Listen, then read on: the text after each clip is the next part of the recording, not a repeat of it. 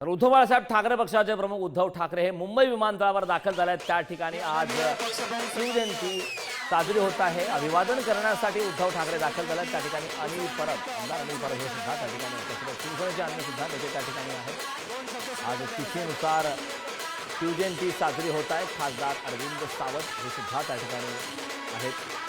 उद्धव बाळासाहेब ठाकरे पक्षाचे कार्यकर्ते त्या ठिकाणी उपस्थित आहेत। यावेळी उद्धव ठाकरे यांच्यासमोर अनिल परब, खासदार अरविंद सावंत हे पाहायला मिळत आहेत। वरुण सरदेसाई, आमदार वरुण सरदेसाई हे सुद्धा त्या ठिकाणी आहेत।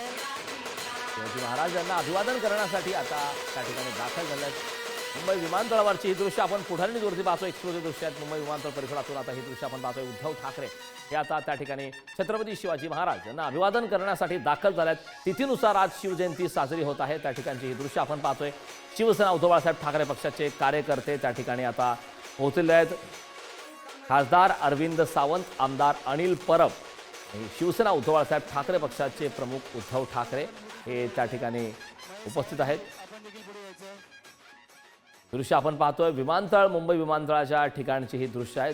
त्या ठिकाणी छत्रपती शिवाजी महाराज यांचा अश्वारूढ पुतळा आहे। त्या ठिकाणी आता छत्रपती शिवाजी महाराज यांना अभिवादन करण्यासाठी उद्धव ठाकरे हे त्या ठिकाणी दाखल झाले आहेत। हे दृश्य आपण पाहतोय। खासदार अरविंद सावंत, आमदार अनिल परब, आमदार वरुण सरदेसाई यांच्यासह सचिन अहिर यांच्यासह अन्यही शिवसेनेचे नेते, शिवसेना उद्धव बाळासाहेब ठाकरे पक्षाचे नेते त्या ठिकाणी उपस्थित आहेत। तिथीनुसार शिवजयंती साजरी होते।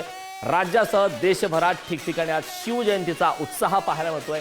राज्यभरात विविध कार्यक्रमांचं सुद्धा आयोजन करण्यात आलं आहे। अगदी राजधानी दिल्लीमध्ये सुद्धा महाराष्ट्र सदन या ठिकाणी आज छत्रपती शिवाजी महाराज यांची जयंती साजरी होत आहे। रायगड असेल, किल्ले शिवनेरी असेल, या अन्यही गडकिल्ल्यांवरती आज छत्रपती शिवाजी महाराज यांच्या जयंतीच्या निमित्ताने विविध उपक्रमांचं, विविध कार्यक्रमांचं आयोजन करण्यात आलं आहे। काही संघटना आहेत, काही राजकीय पक्ष आहेत, सर्वांच्या माध्यमातून आज या ठिकाणी अभिवादन करण्यात आलं।